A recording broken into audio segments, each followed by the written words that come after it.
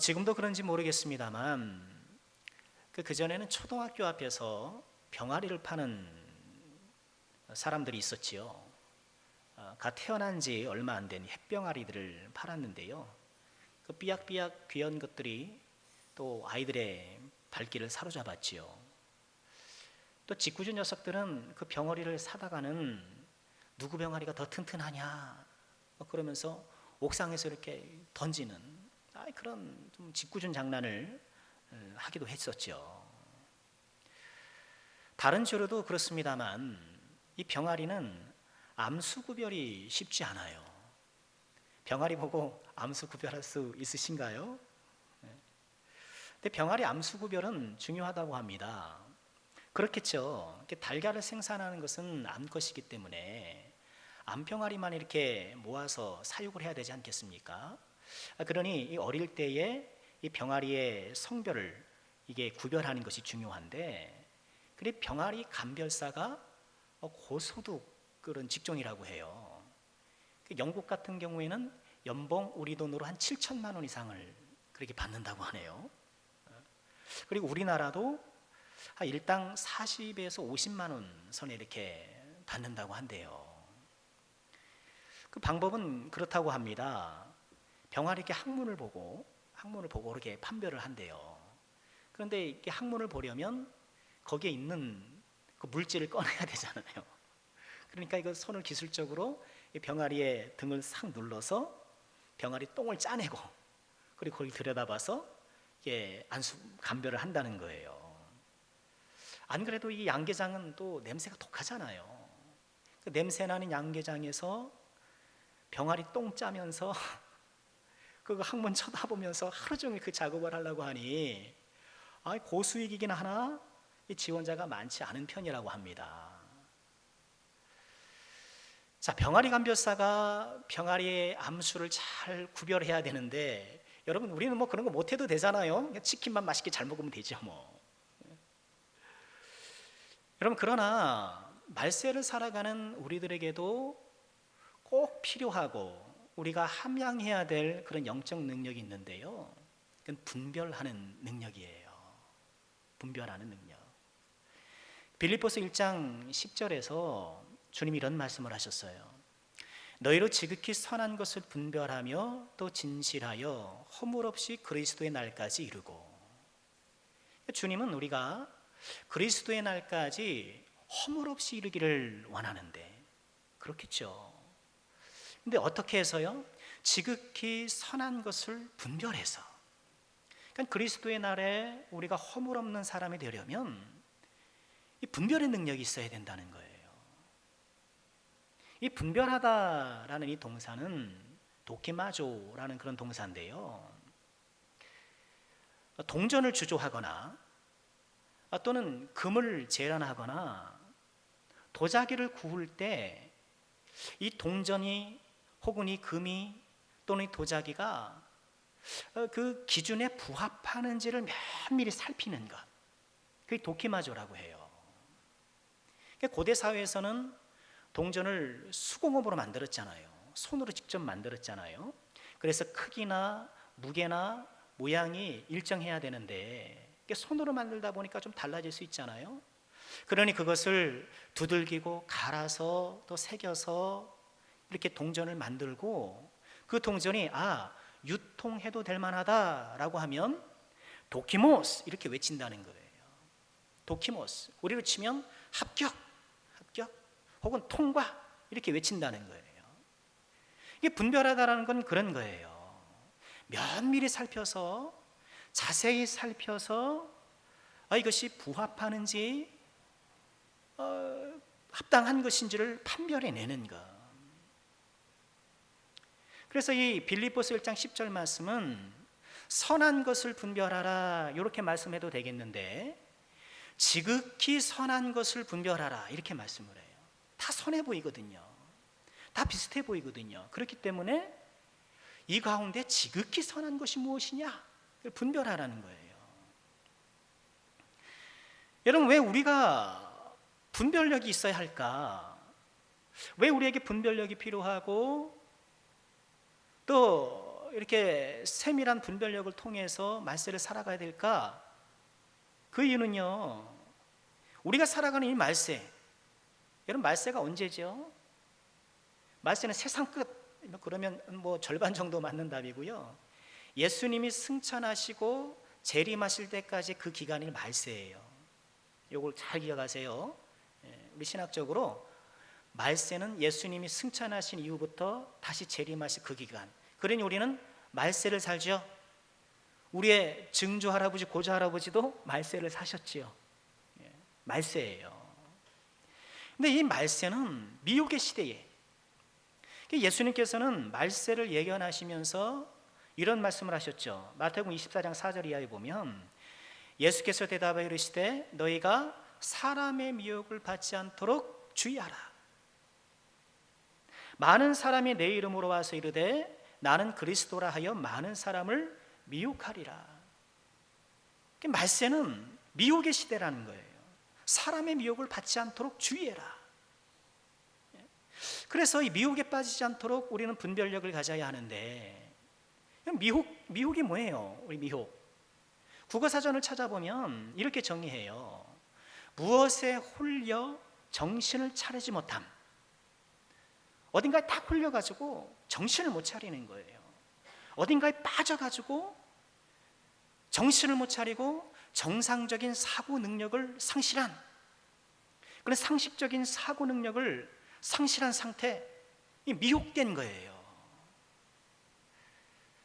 이 코로나19 사태가 제2차 대유행에 접어들고 있는데 1차 대유행이 언제입니까? 우리 잘 아는 대로 지난 2월 신천지, 대구 신천지 모임에서 촉발되었잖아요. 그리고 2차 대유행은 지금 어디가 지목받고 있습니까? 성북구 사랑제일교회가 지목받고 있잖아요. 주요 근원지로. 여러분, 두 집단의 공통점이 뭘까요? 저는 분별력을 상실했다고 봐요. 미혹되었다고 봐요. 각각 이단과 정치 이데올로기에 빠져서 지금 정상적인 사고 능력을 상실한 상태, 저는 그렇게 보여요. 여러분, 오늘 설교는 좀 지금 언론에서 계속 회자되고 좀 비판의 대상이 되고 있는 그 전강훈 집단, 저는 그렇게 표현하려고 싶어요.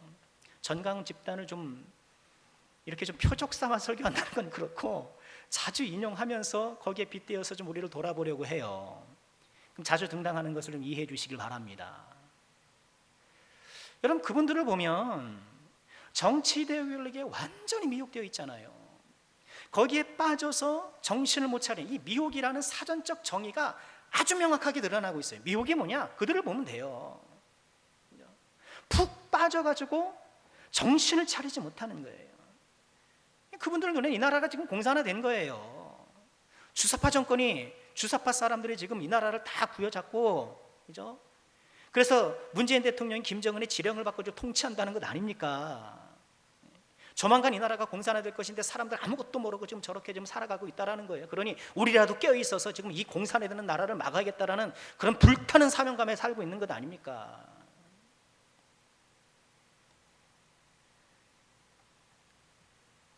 뭐 그럴 수도 있다고 봐요. 저는 뭐 문재인 대통령을 싫어할 수 있죠. 오해하지 마십시오. 제가 어떤 특정한 어떤 정치 진영을 옹호하고자 하는 것이 결코 아니라는 것을 여러분 이해해 주시길 바랍니다.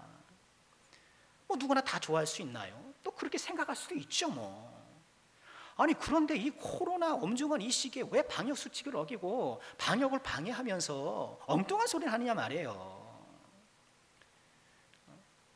거기 성도 비율이, 확진 비율이 20%에 육박하잖아요. 10명 중 2명, 우리 몇 명 참석했습니까? 10명 중 2명이 지금 그렇게 확진되고 있는 이 상황에 국민들 앞에 나와 사과하고 정말 적극적으로 협조하겠다 약속해도 모자를 파네. 그건 북한이 소행했다, 테러 당했다, 그 공산당들의 거짓말이다, 말도 안 되는 소리를 하고 보수를 탄압하려는 독재다, 이런. 여러분, 차라리 이만희가 낫더라고요. 차라리 이만희가 나아요. 납작 엎드려서 절하면서 회개하는 쇼라도 하잖아요. 잘못했습니다 그러게 신용이라도 하잖아요. 이만희가 낫다 싶어요. 저는 차라리. 자꾸 좀 흥분하기 시작하는데 여러분, 차분하게 설교하겠습니다. 정치가 종교의 옷을 입으니까 걷잡을 수 없는 광신적 형태가 되고 있는 거예요. 안 그래도 교회의 위상이 추락해서 지금 말을 다 할 수가 없는데 이 바닥을 모르고 지금 곤두박질도 치고 있는 것 아닙니까? 여러분, 미혹은 무서운 거예요. 여러분, 그런데 우리가 좀 기억해야 될 것은 이렇게 좀 이단이나 그런 정치 이데올로기에 우리가 빠질 수도 있겠지만 꼭 그런 것이 아니더라도 우리 죄인된 사람은 저마다 뭔가에 빠져 살기가 쉬워요. 빠져 살기가 쉬워요. 어떤 사람은 일에 빠져요. 일 열심히 해야죠. 그런데 일에 빠져요. 그래서 일에 빠진 나머지 다른 걸 보질 못해요. 어떤 사람은 술에 빠지고, 요새는 무슨 이런저런 동호회 많잖아요. 어떤 사람은 등산에 빠지고, 어떤 사람은 자전거에 빠져가지고, 정신없이. 젊은이들은 게임에 빠져가지고, 새벽 예배 교회 나오려고 하면 PC방에서 부시시 하고 밤새 거기서 게임하고 나오는 젊은이들을 여러 봐요. 어떤 사람은 나태에 빠져 있고 안일에 빠져 있고. 여러분, 우리도 얼마든지 크고 작은 미혹에 빠질 수 있다는 것을 우리가 좀 기억해야 돼요. 우리는 이처럼 미혹의 시대에 살아가기 때문에 이단이니 정치 이데올로기니 이런 거래 담론도 우리를 미혹하겠지만, 죄인된 우리의 본성을 볼 때에 이 세상의 여러 가지 것들을 우리가 빠져 살기 쉽기 때문에 우리는 보다 더 세밀한 분별력, 그런 감별력이 우리에게 요구된다는 거예요. 그런 면에 있어서 오늘 말씀은 미혹의 시대를 살아가는 저와 여러분들에게 좋은 분별의 지침을 제공해 준다. 저는 그렇게 묵상해 보았습니다. 어떤 지침일까요? 우리 13절, 14절 한번 보실까요? 너희 중에 지혜와 총명이 있는 자가 누구냐? 그는 선행으로 말미암아 지혜의 온유함으로 그 행함을 보일지니라. 너희 중에 지혜와 총명이 있는 자가 누구냐? 여기서 말하는 지혜와 총명이란 나는 진리가 있다, 또 나는 내가 주장하는 것은 진리다, 이렇게 지혜와 총명이 있다라고 말하는 사람은 어떻게 해야 된다는 거예요? 선행으로 말미암아 그 지혜의 온유함으로 행함으로 보여라, 행함으로 보이라는 거예요. 내가 진리를 알고 있다라면, 그래서 나는 지혜와 총명이 있고 내가 지금 주장하는 것이 진리라고 한다라면 그에 부합하는 선행이 나와야 한다. 여러분, 야고보서의 주제기도 하잖아요. 그런 말씀인 거예요. 14절 보실까요? 그러나 너희 마음속에 지혜와 총명이 있다, 나는 진리를 알고 있다, 내가 주장하는 것은 진리라고 하는 너희 마음속에 독한 시기와 다툼이 있으면 자랑하지 말라, 진리를 거슬러 거짓말하지 말라. 이러한 지혜는 위로부터 내려온 것이 아니요 땅의 것이요 정욕의 것이요 귀신의 것이다, 이렇게 말씀을 해요. 그래, 나는 지혜와 총명이 있어, 나는 진리를 가지고 있다라고 말은 그렇게 하지만 그 마음속에 독한 시기가 있고 다툼이 있고 또 거짓말을 하게 되면 네가 갖고 있는 지혜와 총명, 그 진리는 사실 땅의 것이다, 가짜다, 정욕이고 귀신의 것이다, 이렇게 말씀하고 있는 거예요. 그러니 뭐예요? 여러분, 이것이 정말 참 지혜이냐, 하늘로부터 온 지혜이냐, 땅의 지혜이냐를 분별할 때에 적어도 오늘 이 14절의 말씀을 보면 세 가지 분별 잣대 혹은 세 가지 분별의 요소가 등장하죠. 첫 번째가 뭐예요? 독한 시기, 두 번째는 다툼, 세 번째는 거짓말. 그럼 짧게 한번 생각해 볼까요? 첫 번째로, 이렇게 땅의 것에 미혹된 사람, 지혜와 총명이 있다고 하지만은 실상은 땅의 것에 있는 그런 사람은 독한 시기가 있어요. 마음에 독한 시기. 여러분, 독하다 하는 이 말씀은 앞선 단락에 보면 그 전에 우리가 언어의 형성에도 함께 살펴본 말씀인데 11절에 이런 표현이 있어요. 쓴물과 단물을 낼 수 있냐 하면서 쓴물 나오는데 거기서 쓰다라는 것과 같은 뜻이에요. 내가 총명이 있어, 지혜가 있어, 지혜와 총명이 있어, 나는 진리를 갖고 있다고 하지만 그 마음에 뭐가 있어요? 독한 쓴물이 있는 것, 미움이 있는 것, 미움이 있는 것. 그렇다면 그거 가짜라는 거예요. 가짜. 전광훈 그분도 보세요. 독한 마음을 품고 있더라고 가만 보니까. 아니면 싫을 수도 있죠. 그렇죠?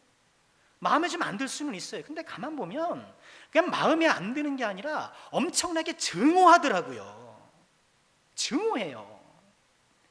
본인의 어떤 신념과 정치적 이런 것들에 대해서 맞지 않는 사람들에 대한 엄청난 그런 증오를 갖고 그 증오를 서로 공유하고 증폭시키면서 막 증오 덩어리가 되고 있더라고요. 뭘 주장하는지는 정확히 모르겠습니다. 그분들이 어떤 진리를 품고 있고 어떤 말씀을 하려는지는 저는 정확히 모르겠으나 그렇게 증오심이 가득하고 있다면 여러분 그것을 우리가 진리라고 인정할 수 있을까요? 오늘 말씀에 빗대어 볼 때에 땅의 것을 품고 있으면 가짜를 붙잡고 있으면 거기에 증오심이 생긴다는 거예요. 그래서 미혹에 빠진 사람들은 본인에게 문제 제기를 하면 굉장히 싫어해요. 굉장히 싫어해요. 아이고 등산 좀 자제하라고 그러면 팍 화내기 쉬워요. 아이고 내가 좀 건강 위해서 좀 한다는데, 아 내가 좀 인생이 무료하는데 거기서 내가 좀 인생의 소망을 발견하고 내가 좀 거기서 좀 숨 좀 쉬겠다는데 뭐 그걸 못마땅해서 그러냐고 버럭버럭 화를 내기 쉬워요.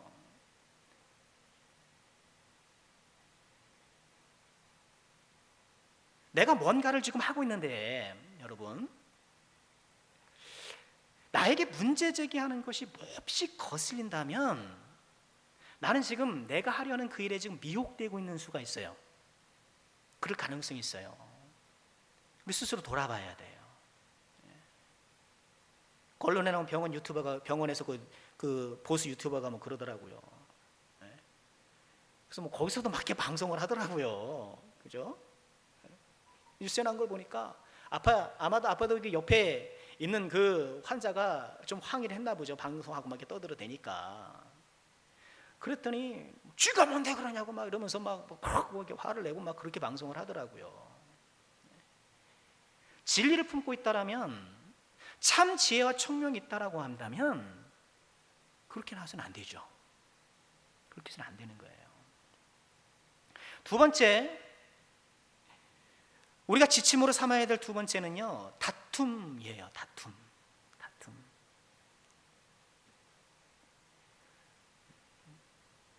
지혜와 총명이 있다고 한다면서 다툰다? 그거 가짜라는 거예요. 그냥 신천지 보세요. 가정 불화를 조장하잖아요. 내가 구원받으려면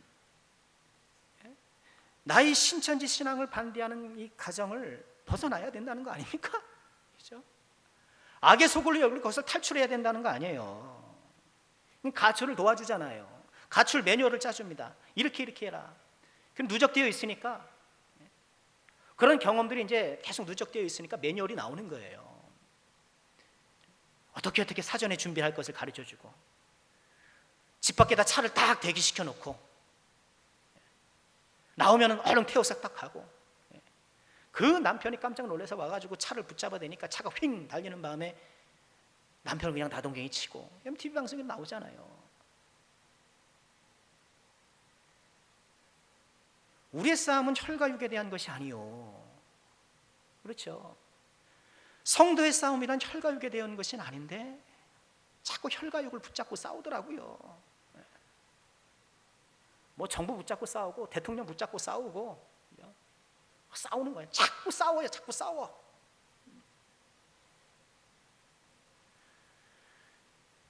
우리도 마찬가지예요. 내가 어떤 일에 몰두하고 있는데 자꾸 다툼이 발생한다? 돌아봐야 돼요. 나는 좋다고 하는 그 일인데 자꾸 그것 때문에 좀 가족과 이웃들과 트러블이 생긴다? 이런 거에 내가 미혹된 것일 수 있어요. 세 번째 우리 분별의 기준이 될 수 있는 것은 거짓말이죠. 거짓말. 가장 두드러진 특징이에요. 지혜와 총명을 갖고 있다. 나는 진리를 붙잡고 있다. 내가 주장하는 것은 진리라고 하면서 자꾸 거짓말을 한다고 한다면 어때요? 그거는 땅에서 난 거다. 정욕의 것이다. 귀신의 것이다. 거짓말 하잖아요. 거짓말. 막 가짜 뉴스.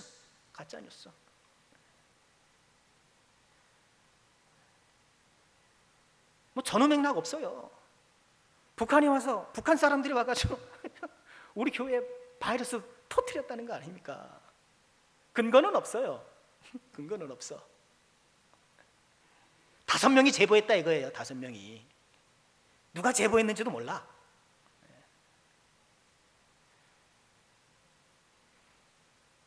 거짓말. 입만 열면 거짓말. 신천지 보세요. 거짓말로 포교하잖아요. 거짓말로. 상황을 다 거짓말로 짜서. 그걸 또 모략이라잖아요. 모략이라는 이름 붙여서 거짓말을 미워하잖아요.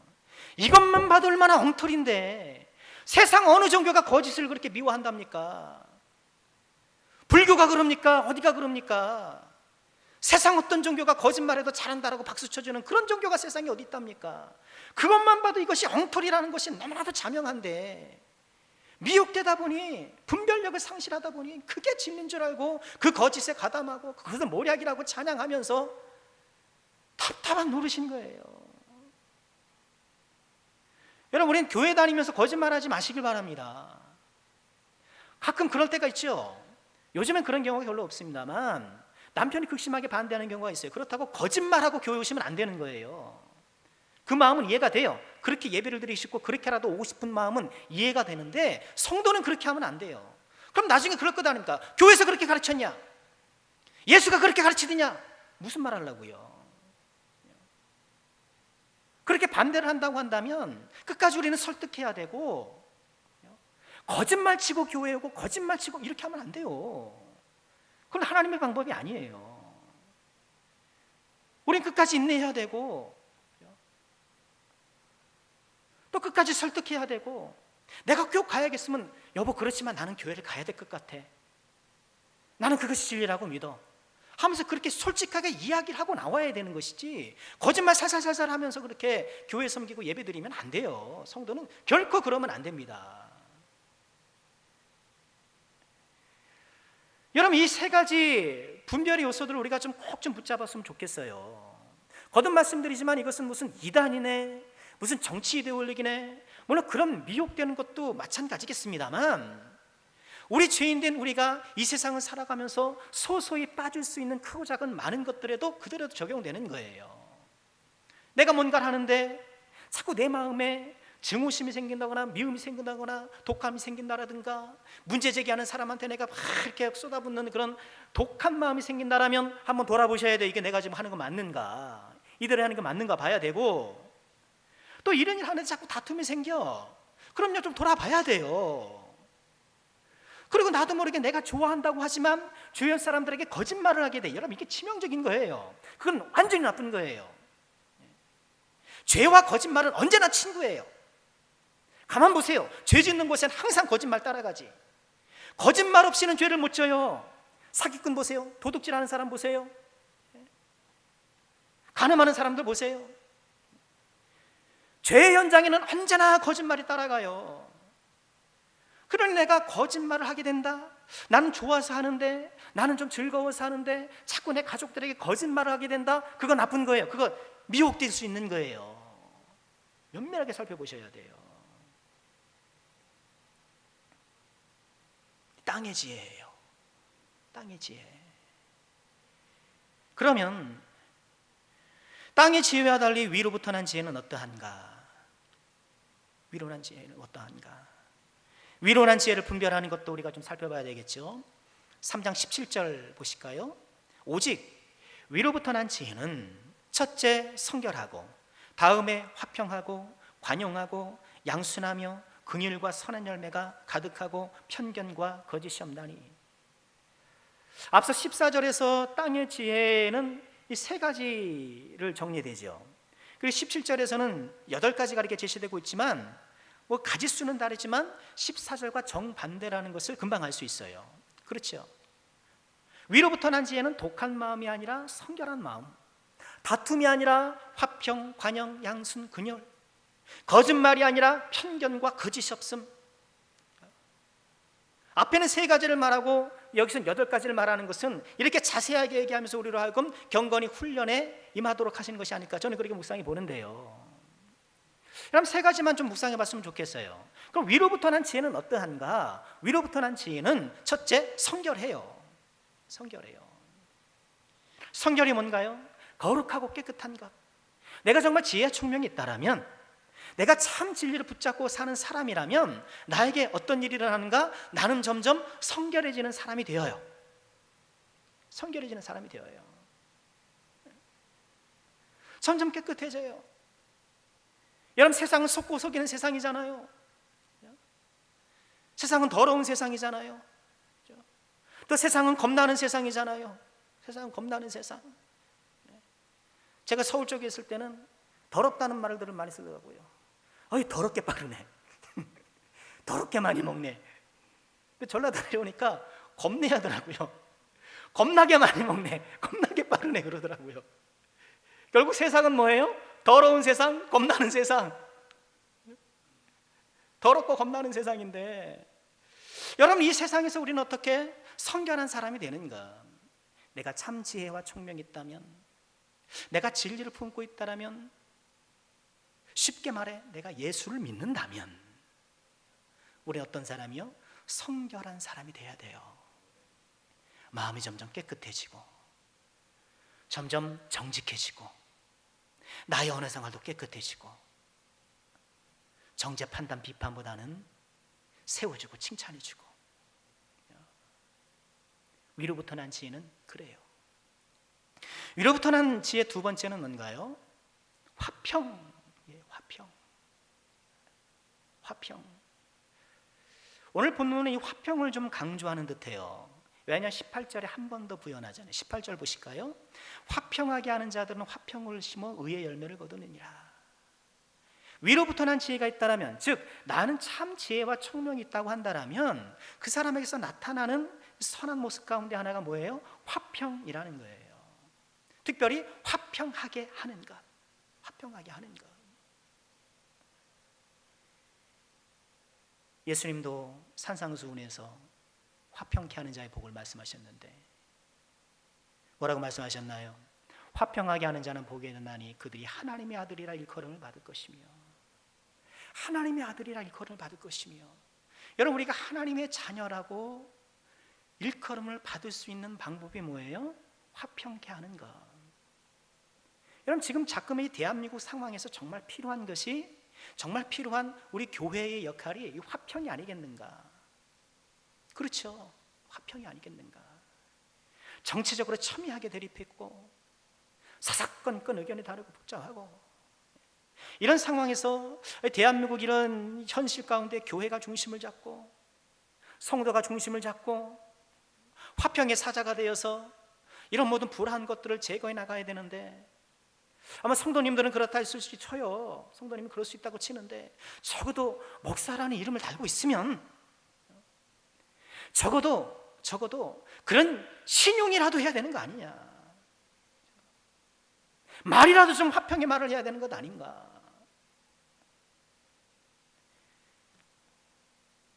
하나님의 이름을 입에 올리면서 대립과 대결을 부추기고, 여러분, 그러면 안 되잖아요. 안타까운 일 아닐 수 없는 거예요.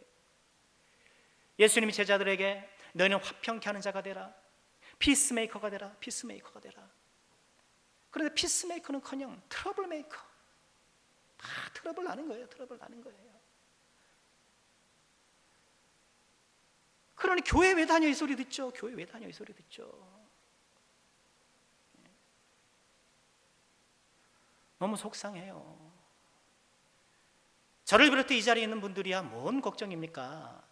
지금 나에게 주신 믿음 따라, 은혜 따라 이렇게 믿으면서 또 천국 가면 될 것이죠. 근데 우리 자녀들, 다음 세대는 어떨 거예요? 교회 다니는 사람, 이상한 사람, 이런 인식 세워지기 쉬운데 큰일이에요. 위로부터 난 지혜 세 번째는요, 이 화평과 관련되어서 저는 편견이 없는 것을 좀 묵상해 보고 싶어요. 편견 없는 것. 좀 17절에 8가지가 제시되어 있지만 한 3가지만 좀 묵상하려고 하는 건데, 첫째는 성결해야 된다, 두 번째는 화평, 그리고 세 번째는 화평의 필요 요소인 편견 없음. 편견 없음. 위로부터 난 지혜를 갖고 있는 사람에게는 편견이 없다는 거예요. 이게 참 중요해요. 편견이 뭔가요? 공정하지 못하고 한쪽으로 치우치는 것. 사전적 의미가 그래요. 그러니까 생각의 균형을 잃고, 미혹과 비슷하죠. 생각의 균형을 잃고 한쪽으로 탁 치우친 거예요. 기울어져 버린 거예요. 그러니 다른 사람들의 말은 들리지가 않아요. 그건 다 틀렸어요. 틀렸어요. 내가 생각하는 것만 옳다고 생각해요. 그러니까 편견은 자기만의 안경으로 세상을 보는 거예요. 저 안경 하나 마련했습니다. 요거 있는 거 인식하셨어요? 이제 말하니까 그러네 하시는 분들도 계실지 모르겠는데, 아니 저만 마스크를 안 하고 설교를 하니까 계속 좀 마음이 좀 그랬거든요. 목사가 조용히 설교해야 되는데 괜히 막 악쓰잖아요. 악쓰다가 침 튀면은 또 아주 악해서 마음이 그랬는데, 어느 교회를 보니까 이렇게 하더라고요. 그래서 지난 수요일에 가까운 간판 가게 뛰어가가지고 하나 좀 맞춰주세요. 그래서 얼른 하나 설치를 했어요. 자기만의 안경으로 세상을 보는 것. 선글라스 끼면 세상은 다 검해요. 빨간 안경을 쓰니까 다 빨개 보이는 거예요. 빨개 보이는 거예요. 그게 편견이에요. 우리 기독교 내에서도 일부에 편견에 사로잡혀 있는 분들이 계셔서 좀 안타까워요. 어떤 편견입니까? 예배는 꼭 교회에 와서만 드려야 된다는 것. 맞죠. 그것이 정석이에요. 그렇게 하는 것이 맞죠. 그러나 우리들의 모임이 자칫 다른 사람의 생명에 위협이 될 때에는 그런 비상시국에는 예배 형식을 바꿀 수 있는 거예요. 임시적으로. 그렇죠? 그래야 되는 거예요. 지금 확진자가 막 다녔다는 것 아닙니까? 저는 지난 일주일 돌아보니까 집 교회 똑딱똑딱 했는데 마트 한번 늘렸더라고요. 안 들릴 수가 없잖아요, 살다 보면. 근데 나도 모르고 그렇게 스친 사람이 스칠 수 있는 거 아닙니까? 그죠? 그 확진자를 거친 사람이 내가 갔던 곳에 갈 수도 있는 것 아닙니까? 모르는 거잖아요. 근데 그렇고 해서 나는 건강하니까 별 증상 없이 지나가는데, 내가 그런 전달자가 되어서 혹여나 기저질환, 혹은 어르신들, 이렇게 몸 약한 분들한테 그게 퍼지면 심각한 거죠. 심각한 거예요. 그래서 이렇게 조심하고 사회적 거리를 두라고 하는 거죠. 나는 괜찮아, 그러시면 안 돼요. 내가 괜찮지 않아서가 아니라 나는 괜찮지만 나 때문에 다른 사람이 어려질 수 있기 때문에 그러는 거예요. 여러분, 이렇게 비상시국에는 얼마든지 우리의 예배 형식을 조정하여 드릴 수 있는 거예요. 그래서 우리 조교회가, 여러 교회가, 그렇게 건강한 교회들이 그렇게 예배를 드리고 있는 거예요. 근데 마치 모여서 드리지 않는 것은 믿음을 저버린 것 양, 예배가 타락한 것 마냥 그렇게 생각하는 것은 편견인 것이죠. 오늘날 우리 교회와 성도가 세상을 향하여서 받고 있는 그 오해 가운데 하나가 뭔가요? 교회 사람들 편견을 가지고 있다는 거예요. 편견. 교회 사람들, 말 안 통하는 사람들, 이런 잘못된 생각이, 이런 오해들이 있다는 거예요. 그리고 그런 오해는 우리가 자초한 면이 있어요. 교회가 자초한 면이 있어요. 위로부터 난 지혜는 편견이 없다고 하는데, 그렇죠? 위로부터 난 지혜는 편견이 없다고 하는데, 우린 이 세상에, 우리 교회는 이상하게도 이 세상에서 편견 집단으로 그렇게 오해를 받고 있단 말이에요. 이건 잘못되어 있는 거예요. 그리고 우리가 그 오해를 자초했다, 거듭 말씀드려요. 물론 우리 기독교 신앙에서는 결코 양보할 수 없는 것들이 있어요. 이 편견을 갖지 말자라는 것이 모든 교리의 담을 허들고 진리의 그런 울타리를 다 허물자는 얘기가 결코 아니에요. 우리가 사수해야 될 복음의 소중한 진리들이 있어요. 여러분, 우리가 어떻게 동성애 합법화에 찬성을 합니까? 그럴 수가 없는 거예요. 차별금지법이 우리가 찬성할 수 없는 거예요. 그분들을 차례박으로 싶어서가 아니에요. 그러나 그것으로 인해서 이런 동성애가 인정되고 그것이 합법화되어지고 그래서 동성결이 일어나고 우리 사회가 그러기를 원치 않은 거예요. 그럼 교회를 향해서 편협하다 그러죠. 그런 사람 이해도 못하고 어떤 작부에 매달려가지고 성경 본문에 매달려가지고 지금 그 말도 안 통하는 사람 그렇게 막 억지를 쓰죠. 그런 건 억지죠. 그렇게 말하는 사람이 또 편협한 사람인 거예요. 인정하는 사람이 있으면 거부하는 사람도 있는 거지. 그것이 좋다라고 괜찮다라고 하는 사람이 있으면 그건 좀 안 돼라고 말할 수 있는 것이죠. 여는 그래요. 진리 안에서 우리가 결코 타협할 수 없는 부분들이 있습니다. 그러나 우리가 타협할 수 없는 부분이 있다고 해서 하나님의 사람들이 말이 안 통하는 사람이 되어서는 안 된다는 거예요. 우리는 계속해서 세상을 설득해야 되고 우리의 선행을 통해서 우리가 갖고 있는 진리가 우세하다는 것을 보여주고 우리의 진리가 위로부터 임한 것이라는 것을, 위로부터 온 지혜라는 것, 참 진리라는 것을 우리가 거듭해서 보여줄 수 있어야 돼요. 여러분, 그러기 위해서 우리에게 필요한 것이 무엇인가? 저는 한 가지만 좀 같이 적용하고 싶어요. 그것은 생각하는 거예요. 생각하는 것. 우리 기독교 내에서 아주 잘못된 생각 가운데 하나가 뭔가 하면 내 생각을 터부시하는 거예요. 내 생각을 터부시하는 것. 그래서 인간적인 생각이라고만 자꾸 생각을 해서 나의 어떤 생각 자체가 하나님과 자꾸 대치되는 것으로만 여겨가지고 나의 생각을 억누르는 것을 이렇게 경건으로 오해하는 경우가 있어요. 그렇게 보이는 성경 구절이 있는 것도 사실이에요.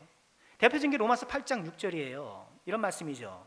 육신의 생각은 사망이요 영의 생각은 생명과 평안이니라. 육신의 생각은 하나님과 원수가 되나니, 이렇게 말씀해요.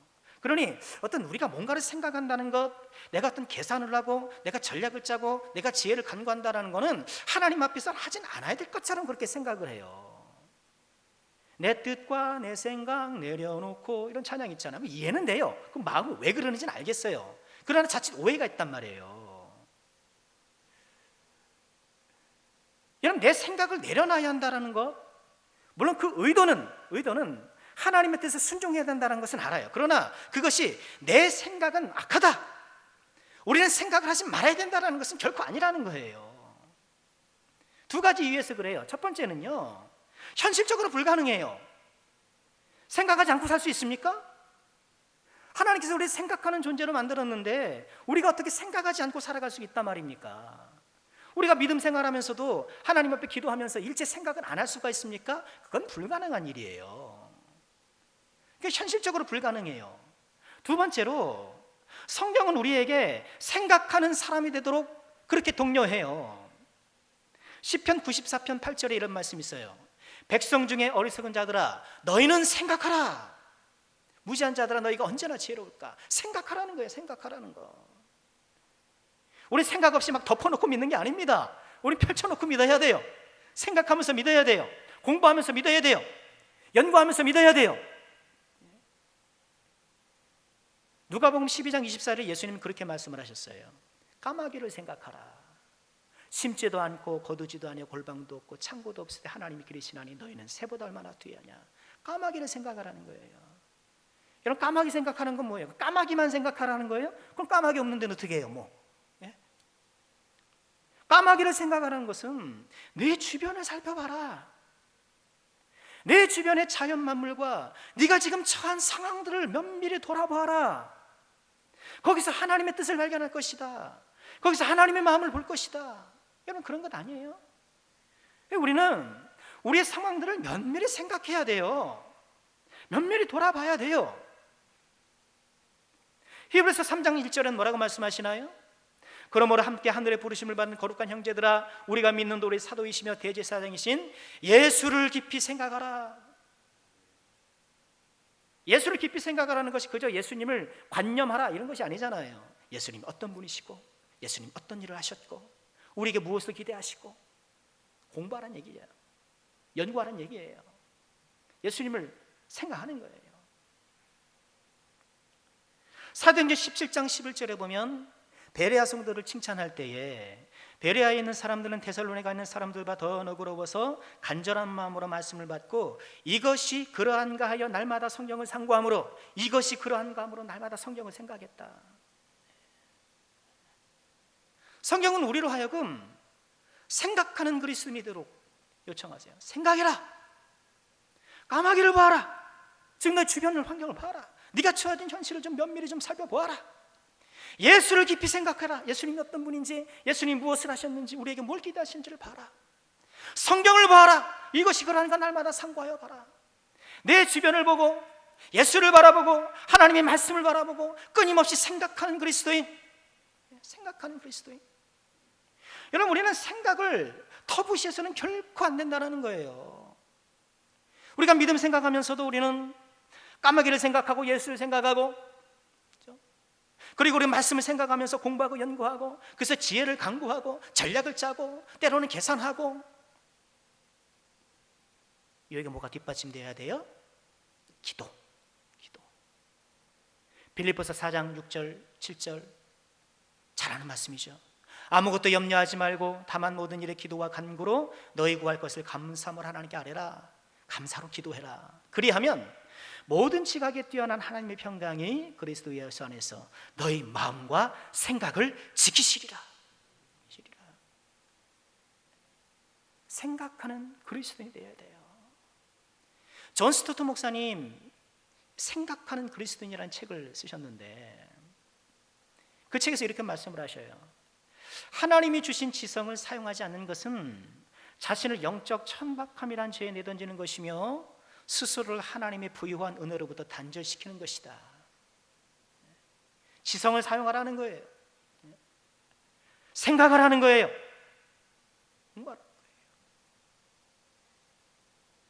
우리 인생을 살아가면서 하나님의 일반적인 뜻이 있죠. 우리가 서로 사랑하고 또 용서하고 또 우리를 향한 하나님의 일반적인 뜻이 있는 반면에 우리를 향한 하나님의 특별한 뜻도 있죠. 내가 어떤 것을 선택할 때, 내가 어떤 결정할 때 어떻게 좀 하나님의 좀 기뻐하시는 일을 선택하고 결정할까 고민하잖아요.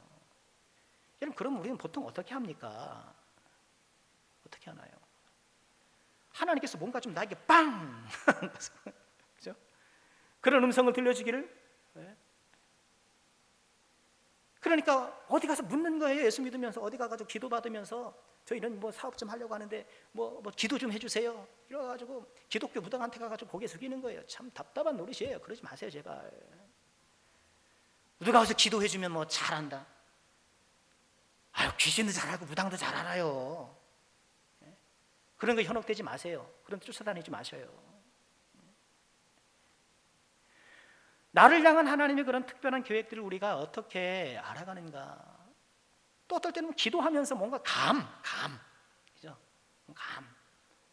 여러분, 그것을 우리가 전혀 뭐 무시하자 뭐 이럴 수는 없어요. 그죠? 기도 가운데 하나님께서 주시는 특별한 그런 음덕과 마음의 감동이 있는 것은 사실이니까. 그러나 그런 기도와 더불어서 우리가 해야 될 건 뭐예요? 생각하는 거예요. 생각하는 거. 하나님께서 나의 생각의 과정 가운데 역사해 주시고 나의 모든 생각을 다스려지고 지켜 보여줄 것을 믿고, 그래서 결정은 누가 하는 거예요? 본인이 하는 거예요. 본인이 하는 거예요. 여러분, 이 본인이 한다는 말은 하나님 매자하고 하나님 뜻이 아니라 내가 하고 싶은 걸 한다, 여러분, 그런 것이 아니고요. 이런 하나님께서 모든 생각까지 주관하시고 지켜주시는 것을 믿고 이 하나님의 통제권 안에서 내 스스로 결정하는 거예요. 여러분, 그렇게 하는 것이죠. 내가 어떤 학교를 가야 될까? 내 성적을 보고, 그죠? 또 장래 전망을 보고. 안 봐요? 그냥 하나님 앞에 기도해가지고 가라 그러면 갑니까? 여는 그거예요. 왜 교회는, 왜 성도들은 성경은 그렇지 않은데 이 세상에서 생각 없는 사람 취급당하고, 왜 기독교 사람들은 편협한 사람, 뭔가 자기 사고에 사로잡혀가지고 말이 안 통하는 사람 취급을 받느냐? 결코 그렇지가 않은데, 위로부터 난 지혜는 편협하지 않은데, 위로부터 나지 않은 지혜는 그렇지가 않은데 왜 우리는 그렇게 사느냐는 거예요. 생각하세요. 또 생각하세요. 성경은 굉장히 자신감을 갖고 있단 말이에요. 하나님은 사람이 올바로 정직하게 생각하면 진리로 돌아올 것이라고 그렇게 기대하세요. 그러면 하나님의 은혜 가운데, 당연히 하나님의 크신 은혜 가운데 그런 것이죠. 죄와 구원의 문제를 깊이 숙고하면 숙고할수록, 생각하면 생각할수록 인간에게는 답이 없다라는 걸 알아야 돼요. 죄와 문제를 예수 믿지 않는 사람들도 본인에게 끝없이 일어나는 그 욕망, 스스로 뭔가 자기 수양을 통해서 뭘 해결해 보려고 하고 여러 가지 인간적인 수단으로 그것을 막 해보려고 하지만 해결 안 되는 이 죄성을 어떻게 할 것인가, 이 죄와 구원의 문제를 면밀하게 생각해 보면 예수를 바라보지 않을 수 없는 거예요. 정직하게 생각하면 진리로 돌아온다. 여러분, 그것이 성경이 자신 있게 말하는 거예요. 하나님 말씀을 정직하게 공부하면, 하나님 말씀을 생각하고 내 환경을 돌아보고 예수를 바라보면 예수께 오지 않을 수 없다. 그렇기 때문에 우리에게 성경을 주신 것이죠. 필리냠스라는 분이 그랬거든요. 나는 왜 그리스도인이 되었는가? 스스로 자문했는데 이렇게 대답을 해요. 그 외에는 대안이 없기 때문이다. 그분은 기독교 작가이긴 합니다만 굉장히 지성과 그리고 여러 가지 학적인 것을 동원하고 믿지 않는 사람들 편에서 기독교를 바라보려고 굉장히 노력하는 분이에요. 그분의 글이 그렇잖아요. 나는 왜 그리스도인이 되었는가? 그 외엔 대안이 없다. 본인이 연구하고 본인이 생각하고 본인이 매일매일 살펴본 후 예수가 대안이라 그렇게 얘기를 한 것이죠. 위로부터 난 지혜는 우리로 하여금 생각하게 해요. 편견에 사로잡혀서 도무지 말이 안 통하는 그런 이상한 사람이 아니라 우리에게 주신 진리를 확고하게 고수하면서도 우리의 상황에 대해, 우리 인간에 대해, 예수님에 대해, 성경에 대해 함께 이야기할 수 있는 그런 사람이 되게 하는 거예요. 우리가 믿는 것에 대해서, 우리 인생에 대해서, 이 세상에 대해서 깊이 생각하는 그리스도인이 되어야 합니다. 우리가 품고 있는 진리는 더욱 힘을 발휘하여 더 많은 사람들을 의의 길로 인도하게 될 것입니다. 말씀 마치겠습니다. 땅으로부터 난 지혜는 독한 마음, 다툼, 거짓말을 낳아요. 그러나 위로부터 난 지혜는 우리를 성결하게 하고 화평케 하고 편견에 사로잡히지 않도록 해줍니다. 여러분, 이 말씀은 서두에 잠시 말씀드렸습니다만 야고보서 핵심 주제, 행함이 있는 믿음, 믿음과 행함의 관계에 그 연속선상이 있어요. 2장 14절 우리가 잘 아는 말씀, 내 형제라 만일 사람이 믿음이 있노라 하고 행함이 없으면 무슨 유익이 있겠느냐? 그 믿음이 능히 자기를 구원하겠느냐? 믿음이 있노라 하면 행함으로 그 믿음을 입증해야 되는 것처럼요, 내가 참 지혜와 총명이 있다라면, 내가 진리를 붙들고 있다고 한다라면 나 또한 그것을 입증해내야 돼요. 그것이 우리의 과제예요. 열매는 우리가 가꾸기도 하고, 그러나 또한 열매는 맺혀지기도 하고, 열매는 능동과 수동이 합쳐지는 거예요. 열매 맺게 주시는 하나님, 또한 그 열매를 맺기 위해서 성실하게 농사를 짓는 영적인 농부 저와 여러분, 이를 통해서 우리에게 주신 이 위로부터의 지혜가 참 진리로 증명이 되는 것입니다. 우리 거룩한 숙제가 주어진 것이죠. 말씀 마치겠습니다. 복음의 진리가 위태롭고 교회의 위상이 한없이 추락하는 이 시대에 우리는 성결과 또 화평과 편견 없음, 이 거룩한 영성을 통해서 위로부터 난 지혜의 참모습을 보여주는 그런 성도가 되어야 되겠습니다. 이 귀한 은혜가 우리 모두에게 있게 되기를 주님의 이름으로 축원합니다.